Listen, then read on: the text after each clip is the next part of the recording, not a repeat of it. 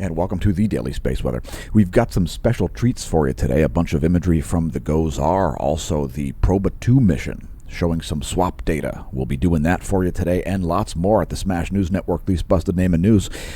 Though solar activity has dipped, the likelihood for coronal mass ejections remains quite high. We'll tell you why momentarily. It has to do with filaments, huge filaments, on the Earth-facing portion of the solar disk.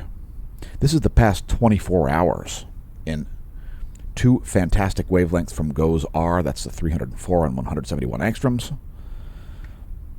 And again, we're going to be showing you some of the most spectacular solar imagery you'll find in the known universe. There's the northern hemisphere. Again, we've seen a decline in solar activity since yesterday. Here's the equatorial region.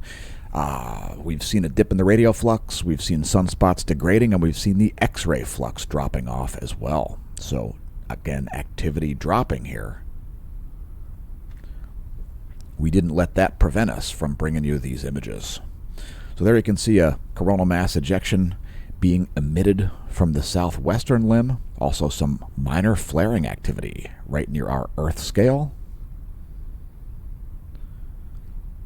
Right up here is that coronal mass ejection, and there it goes. We also had some activity in the southeastern limb. Huge prominence there, rising and trying to decide if it's going to eject, collapse, or remain stable. Here's a closer image of that large plasma filament there in the southeast. And it is actually still hanging out there as we create this video.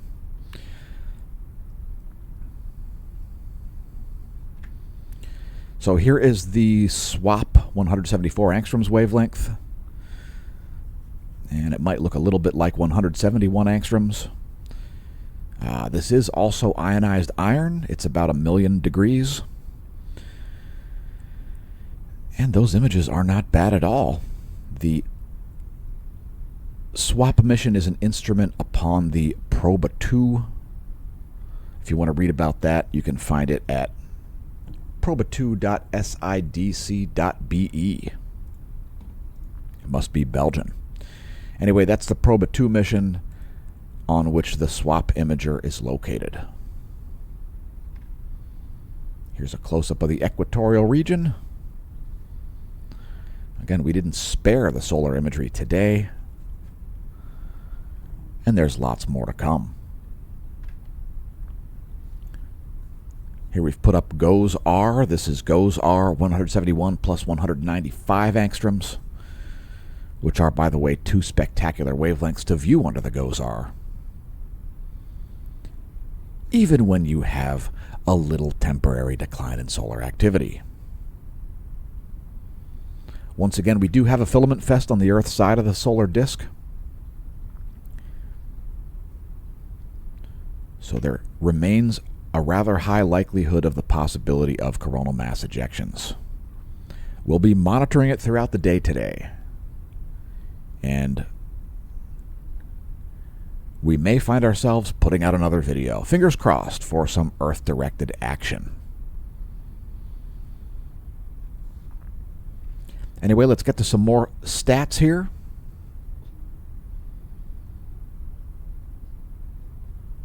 After that plays through.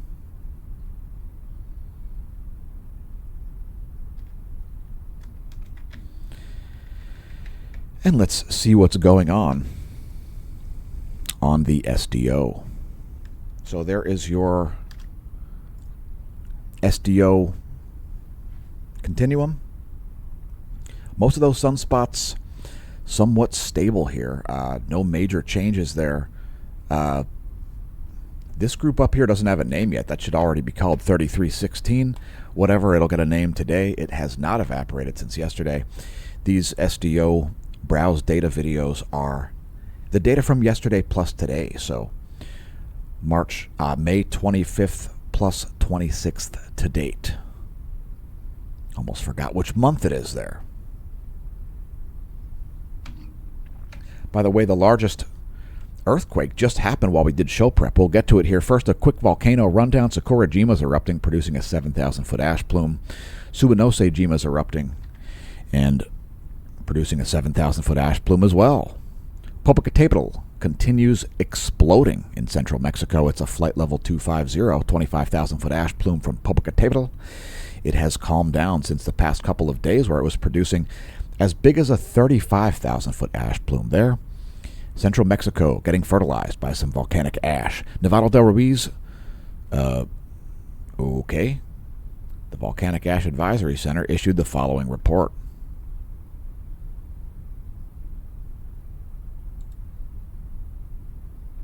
Flight level 240 from Nevado del Ruiz. What the heck happened? That was not what I was trying to do. Just bear with me a minute there, folks. Reopen last closed tab. There we go. All right. Sorry about that. Sangay is also erupting, producing a 19,000-foot ash plume over Ecuador. We've got Revenador, occasional emissions there, and continuous emissions also from Sabancaya. So again, the largest quake just happened.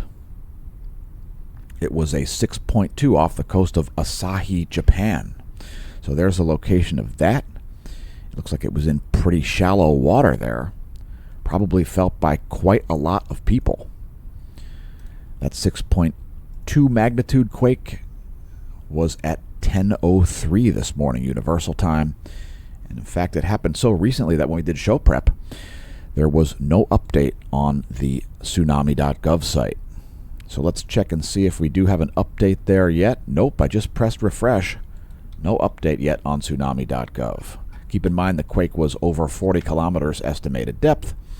It's unlikely to have been producing any tsunamis. Keep in mind it could be a foreshock. So that's something to consider. We'll cover the quakes over a 5 magnitude. So in the past 24 hours, we did have a 5.1 in Indonesia. That was at 12:21 Universal Time yesterday.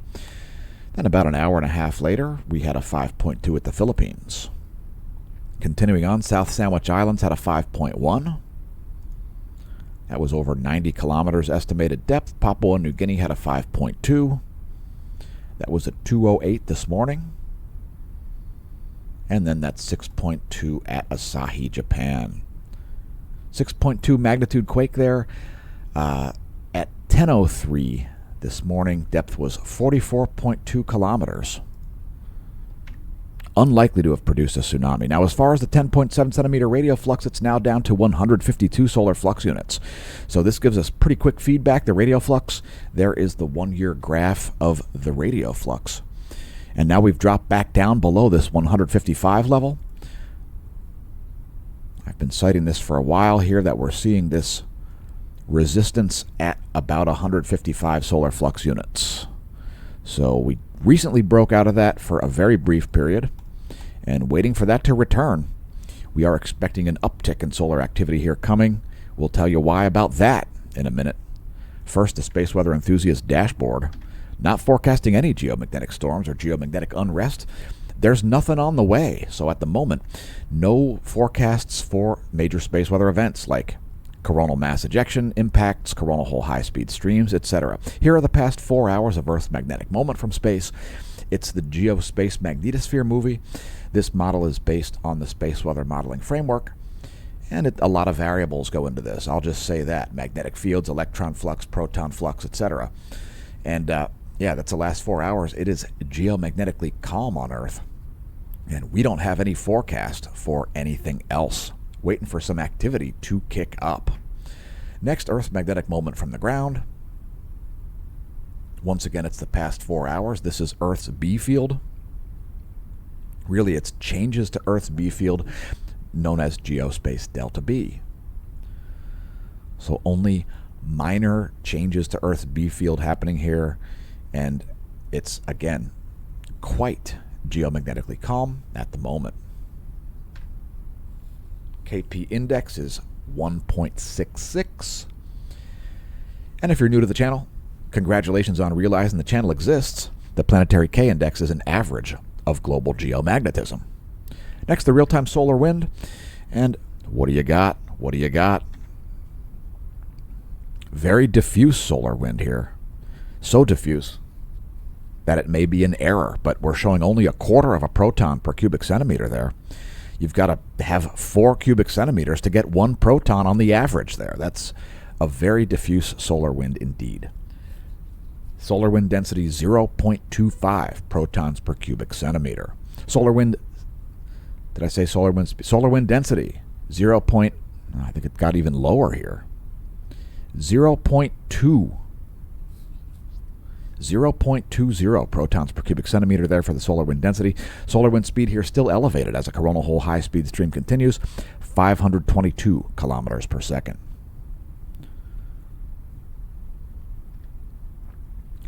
Our GOES magnetometers here, they look like we've been seeing a very weak coronal hole high-speed stream, which is exactly what we've been seeing. And let's talk about the reasoning for why we're expecting solar activity to kick up. So, you can see this. You see this green blob here? That is North Pole magnetism hanging out at the North Heliographic Pole. It's a coronal hole that has yet to migrate away from the North Polar region, and that is one of the features that will change before we are at solar maximum. So you can see it's actually starting to shrink there, and that is what you would expect. That's going to be replaced with red as the North Solar Polar Field migrates to the south. It's probably the most important feature of a solar cycle. That data is derived from ground-based magnetometers, as well as magnetometers on stereo A over here and stereo B over there. Here's our line of sight plot, and there's a sector boundary coming, but it's been delayed. We expected it to be a little bit closer today. That could indicate some perhaps additional sunspot activity in the northern hemisphere. So this is the line of sight field plot, and let's move to coronal holes here as we're wont to do daily, as we show all of the most exquisite details of the solar cycle 25.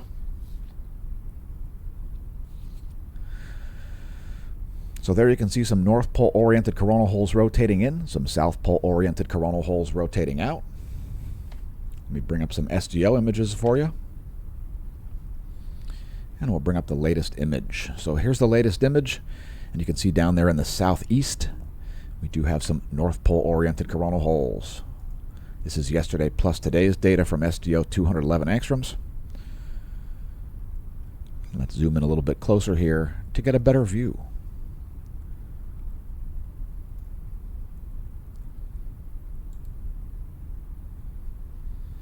And that setting coronal hole in the southwest was good enough to make it onto our thumbnail yesterday for our daily space weather video.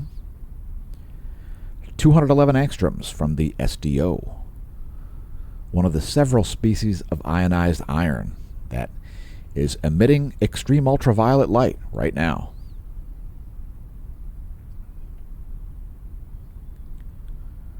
So there you can see those North Pole coronal holes rotating in. Also some filamentary activity down here in the southeast. Also yesterday's CME here from the southwest. You can see some plasma reorientation down here in the south central region following a small flare. Anyway, let's move to sunspots. Only one new named group here. It didn't get named yesterday because reasons. It was there. It should be 3316. It's right there under my pointer. This one right here, number 4. And we've seen a diminishing magnetic complexity for sunspots as well since yesterday, reducing the likelihood of large flares. So, of course, large flares are not ruled out. We still do have some large sunspots and so on, as you can see here from the SDO continuum in gray. Quite stable here. I would say the most likely place to see a major flare would be up here. So again, those fields have degraded a little bit, though. They are less magnetically complex than they were, thereby reducing their likelihood of producing major flares. But there are certainly a lot of plasma filaments and so on.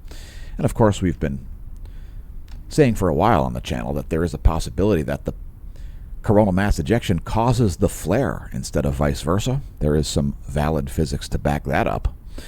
And let's just move on here, as there is lots more to cover, like energetic particles. So no spikes in the proton flux, no solar energetic particle events. And again, the X-ray flux has been dropping since yesterday. So you can see we're now back to a high-level B background.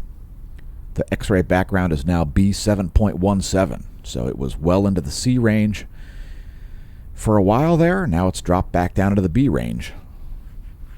Only one M-class flare in the past 24 hours. That was around 1440 yesterday. Peak flux was M1.19. Before we get to star charts, let's see where those flares came from.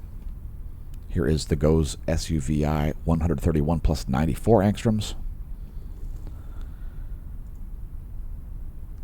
And that M-class flare came from this group in the south. There were some transverse waves reverberating out from that solar flare across the sun's surface. Here we've put 131 plus 304 angstroms together to help highlight the flares.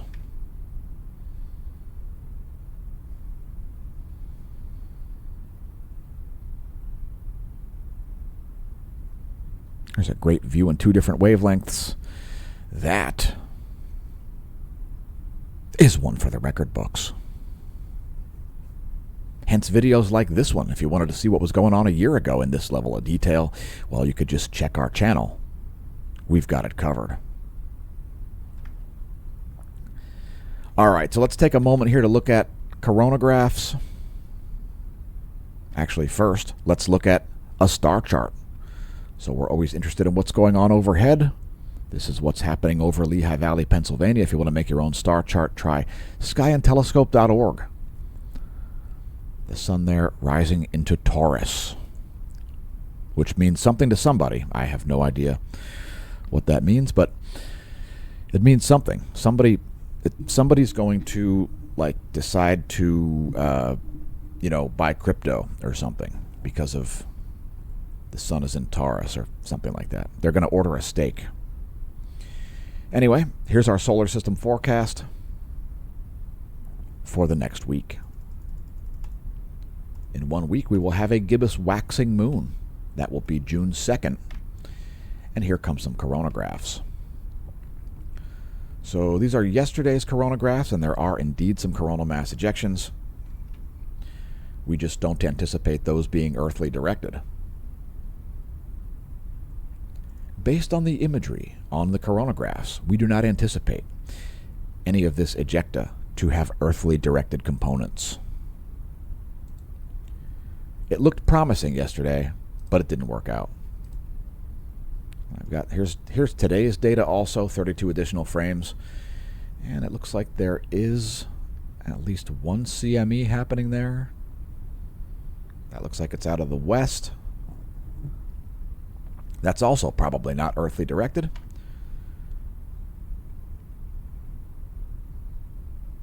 Here we've got C2 plus C3 on the LASCO. The Soho LASCO coronagraphs.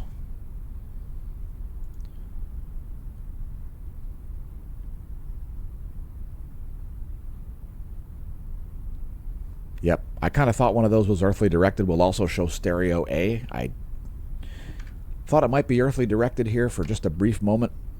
There's a diagram of the locations of stereo A and stereo B, also the solar orbiter, the Parker Solar Probe, Bepi Colombo. Stereo A located here on the left. There's a pretty sweet coronal mass ejection there. And again, we don't see anything that looks like it's earthly directed. Let's take a look at some of our custom coronagraph videos here. Here's GOES SUVI 195 plus the Soho LASCO C2 and C3 together.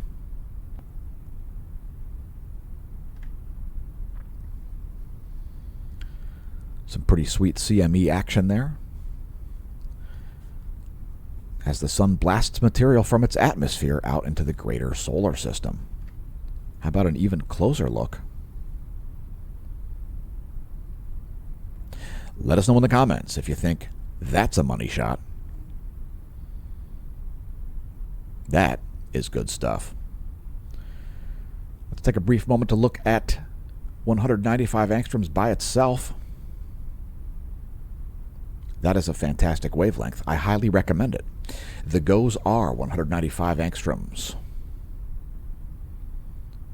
Shows a lot of detail there as to what's going on. Anyway, let's get back to where we were here, talking about filaments.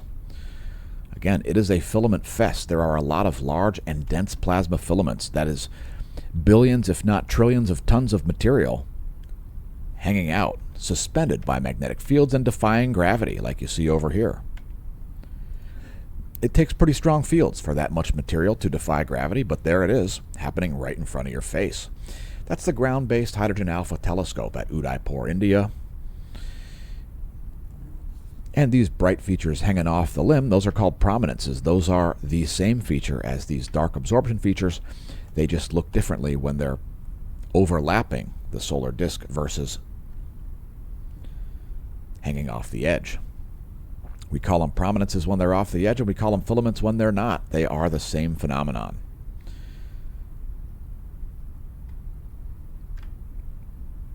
Continuing on, here's the past couple of hours in GOES 18 SUVI, 304 angstroms. And it looks like we may see some instability happening over here. There is a CME happening once again as we make the video. That's a pretty cool looking one too. What's going on there? That's pretty funky. Check it out.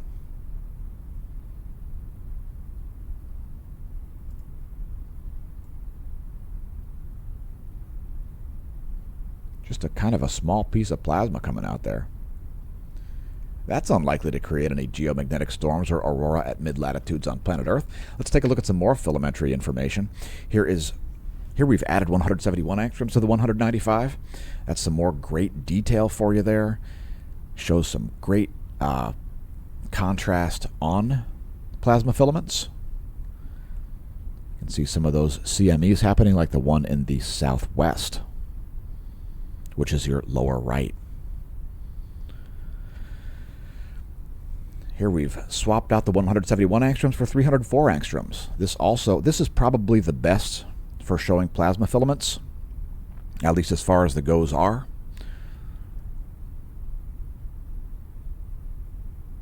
Fantastic imagery there. Which is why we take the time to create these videos and show them to people like you. Here's 304 plus 171 angstroms. Another great composite. And let's get back to the current data. So this is the past couple of hours, the past like 2 hours from the GOES 18 SUVI, looking at ionized helium there. A small coronal mass ejection happening as we produce this video. Let's move into our bonus features segment. So we've got some charging hazards here over southern Africa, the southern Atlantic Ocean, the southern Indian Ocean, and Oceania. That is caused by high-energy electrons building up inside internal satellite circuitries. Those are minor charging hazards, as they're showing up as yellow there. So there may be some minor communications errors there. Don't expect anything major. Based on that, that's the satellite's community dashboard if you want to follow charging hazards yourself. Next, the GOES electron flux here, as measured by the GOES 16 and GOES 18 using radiography. And, you know, one of the things to understand about this, you can always read the details, because all of these space weather prediction center applets, they all tell you something about the measurements. So you may want to read that. I mean, you know, the reason that we show it daily is because this gives us insight into changes due to magnetic field reconfiguration and particle acceleration / loss. The electron fluxes at geostationary orbit typically have their highest values near noon local time, which is this N, and their lowest values near local midnight. That spatial feature is due to the structure of the magnetospheric magnetic field, strong at noon and weak at midnight, caused by the pressure of the solar wind on the day side of the magnetosphere. So just a little bit of detail there about the GOES electron flux on a rather slow day for space weather. There's the 1-year chart of the electron flux to put that in context. Here's the forecast model by NOAA. NOAA expecting flat levels of electron flux here, and no arguments there. We might see a little higher levels than that. I would say we may see a little higher levels than this, but that'll be to be determined. That is measured at the F layer of the ionosphere. Let's show the vibrational frequency of that next. Feel free to pause the video on this frame if you're not familiar with the atmospheric layers and temperatures and molecular densities and electromagnetic radiation penetration. Here is the vibrational frequency in megahertz. So right away I am seeing some significant low frequency anomalies, and mainly low frequency anomalies, not high frequency. If that doesn't make any sense to you, don't worry. We'll show another graphic to show the anomalies. And again, if you're new to the channel, don't forget to press the subscribe button. If I had one, I would press a surprised button, because we're surprised that you're able to see the videos. I won't get into why, but there is the ionosphere looking a bit on the anomalous side. So lots of low frequency anomalies happening in there, depicted in red. And I'm not just wearing Philly colors for that reason.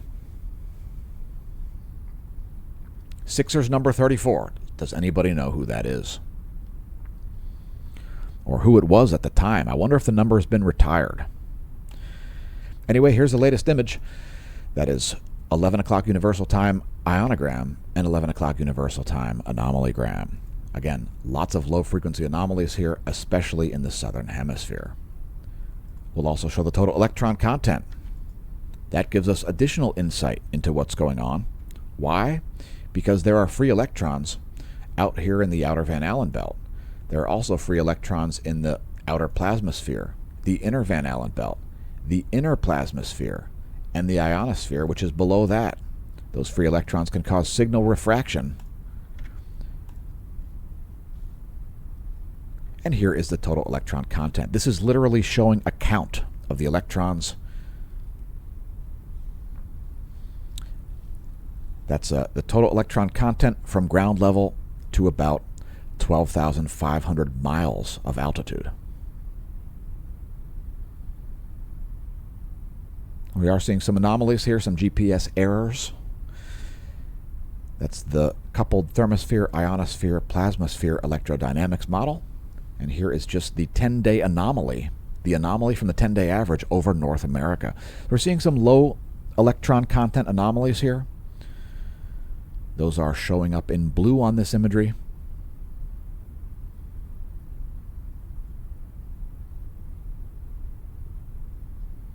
That is the total electron content anomaly from the 10-day average over North America, which brings us to our final segment of the space weather portion of this video. It is the latest intensitygram and the latest colorized magnetogram.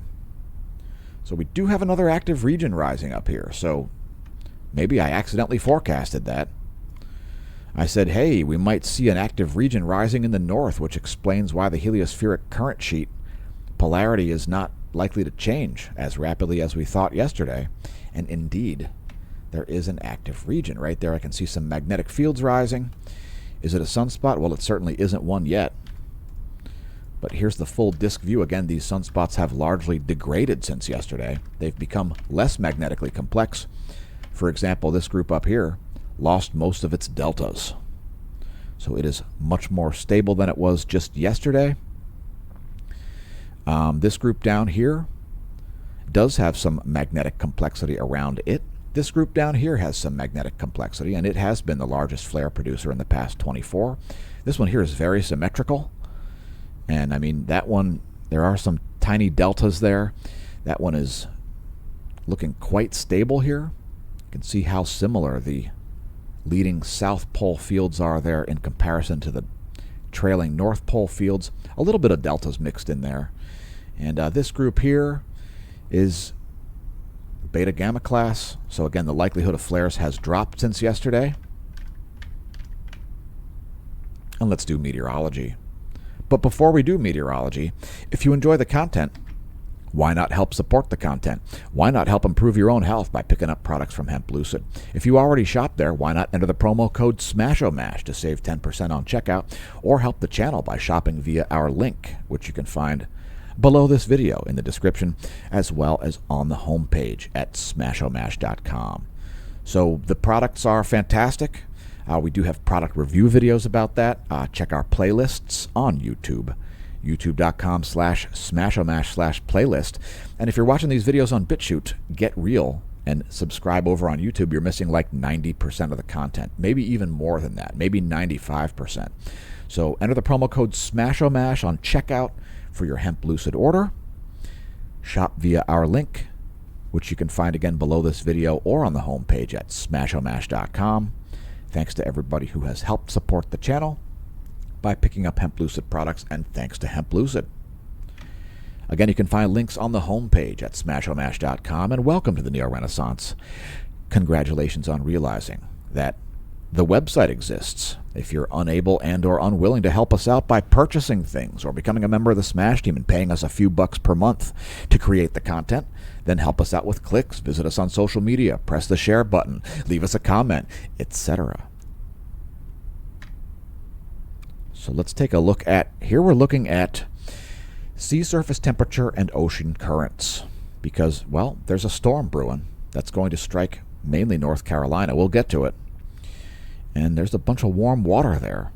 And there's a bunch of cold water here. So this is the sea surface temperature, just the raw sea surface temperature imagery there. Not to be confused with sea surface temperature anomaly.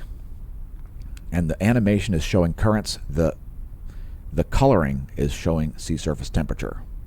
So the water is pretty warm there. I mean, what do you got? 82 degrees there off the Florida Atlantic coast.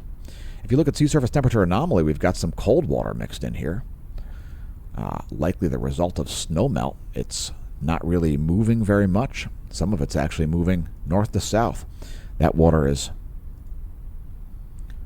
11 almost 12 degrees Fahrenheit below the average. This is the sea surface temperature anomaly again. And we'll just quickly show a global map here of sea surface temperature anomaly. So there is the North Geographic Pole. A lot of anomalously cold water there around Greenland and off of the Atlantic coast of the U.S. and Canada. Anomalously warm water in the Gulf Stream and off the coast of South America on the west coast. West coast of North America, anomalously cold. Northern Pacific anomalously warm. Central Pacific looking pretty average. Southern Ocean featuring pretty significant variations there, both high and low frequency anomalies. And the Indian Ocean, mostly above average with some cold water south of the equator. Also, it's cold around the north coast of Australia there. Anyway, let's switch to our regularly scheduled meteorology segment, which features things like surface winds and the jet streams. So there are the jets of the eastern world, and strong jet stream signal there above that cyclone. Here's a surface wind scenario, and that thing looks like it's intensified since yesterday. Let's see if we can get a wind check. Pretty sure that's stronger than it was yesterday. Yowzers! 126 miles an hour showing up on nullschool.net. 133. Dag. That is pretty beefy. 142 miles an hour there. 164 miles an hour there. That is a superstorm. It's legit. Jeez. What about waves? Let's check the wave height. What's the wave height going on there?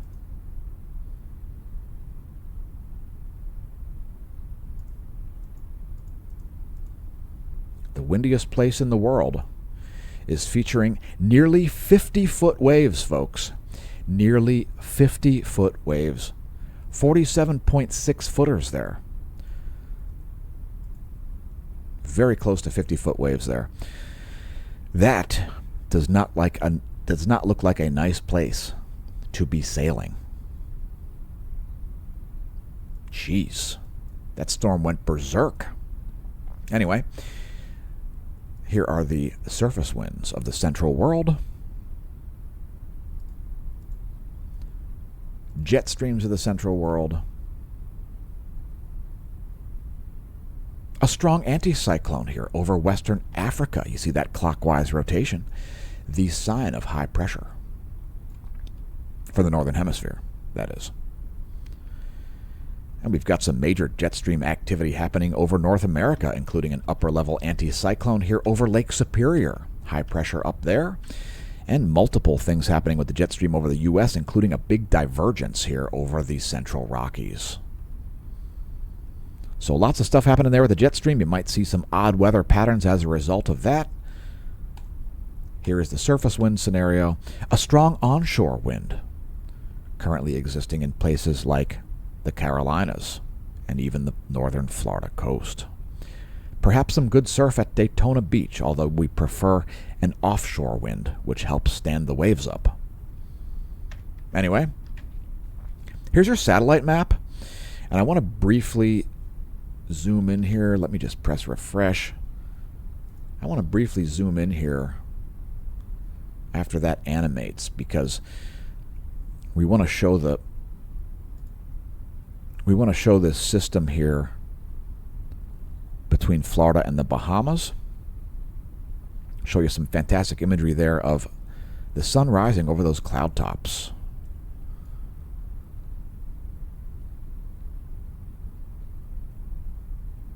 Fantastic.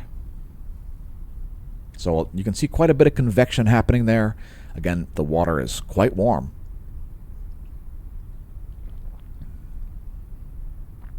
And let's go to our weather.gov map to check the forecast, as we've got some warnings on the coast. Well, here's the shortwave radiation map. After all, it is dark over like half of that satellite map, so here is the shortwave radiation. And here's your weather.gov map. So we've got a bunch of cold weather there around the Great Lakes and New England. Those are like frost advisories and some hard freeze warnings in Michigan. Freeze warnings there in the dark purple. Weather.gov is the location. Also some high surf advisories there on the east coast of the U.S. Some gale warnings around the Gulf Coast. If your location's lit, head to weather.gov. Those are too many counties for us to cover in this video, but here's a forecast for you, as there is some heavy rain coming, especially to North Carolina. Also some heavy rain to Texas. Fortunately, most of the rain there is going to fall off the coast. So off the coast of South Carolina, we're going to see like 2 feet of rain. That's fortunate. You don't really want to see 2 feet of rain on land. That would be unfortunate. That's a 72-hour GFS total accumulated precipitation forecast in inches.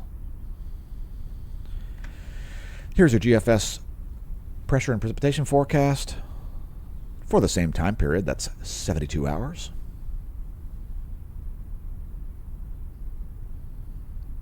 And a long band of moisture there expected to stretch all the way from Montana down to Mexico. That will turn into some strong storms there. But the strongest storms, of course, will be off the coast of South Carolina. So again, there is some epic surf coming to South Carolina. Get prepared if you are if you're breaking out your wetsuit. South Carolina, there are like 20-foot waves coming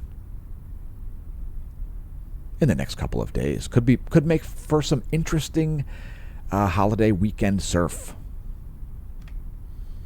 Last but not least, the temperature anomaly forecast in degrees Celsius on the same GFS 72-hour time frame.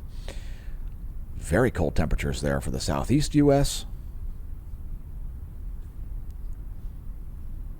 Once again, that's your 72-hour GFS temperature anomaly forecast in degrees Celsius. We'll have some temperatures as low as like 20 degrees Celsius below normal for this time of year. In the Carolinas, Virginia, Kentucky, all kinds of places in the southeastern U.S. The demarcation line will be very close to us in Pennsylvania. We're located right about here, by the way, in Lehigh Valley. If you're into cycling and you want to do a cycling vacation in Lehigh Valley, we have one of the top cycling communities in the world. Go to the Lehigh Valley Velodrome, the Valley Preferred Cycling Center, for your Friday night world level racing. Here is your Western world level lightning map. So quite a bit of lightning here across the U.S. The majority of it was in Texas, and there's a lot of lightning there around the Caribbean and around Bermuda. Let's check a real-time lightning map to see if we have any terrestrial action. Texas, once again. South of Amarillo. Right at Plainview. Hey, Plainview, there's thunder rolling in. Thunder rolling in there at Hale County Airport. Anyway, let us know where the hell you're located in the comments. Thanks to everybody who's been leaving comments. We do read them all, even if we are unable to respond to every comment. That's our lightning map in real time from lightningmaps.org.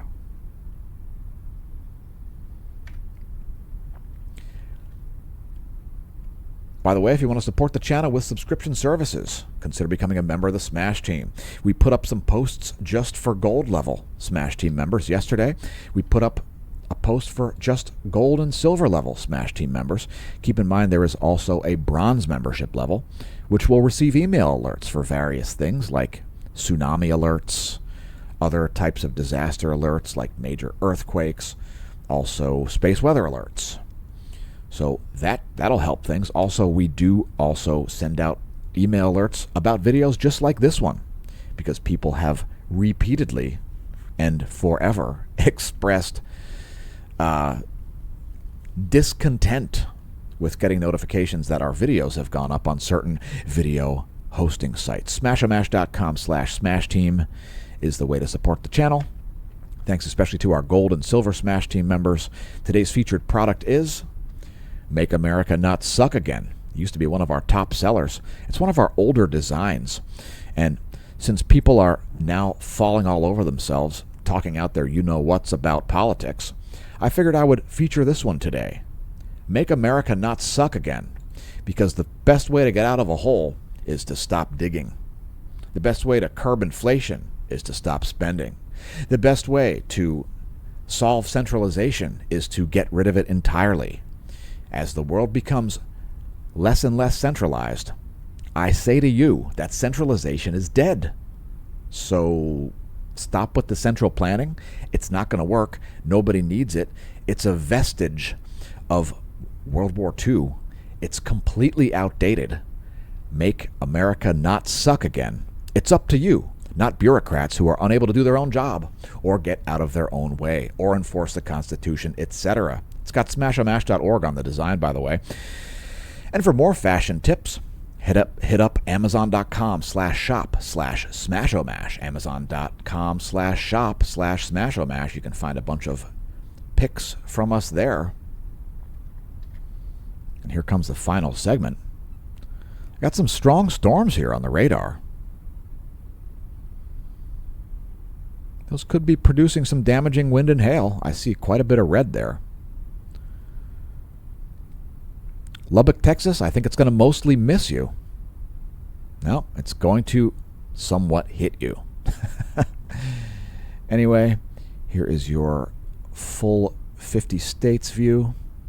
Precipitation continues in portions of the southern half of Alaska.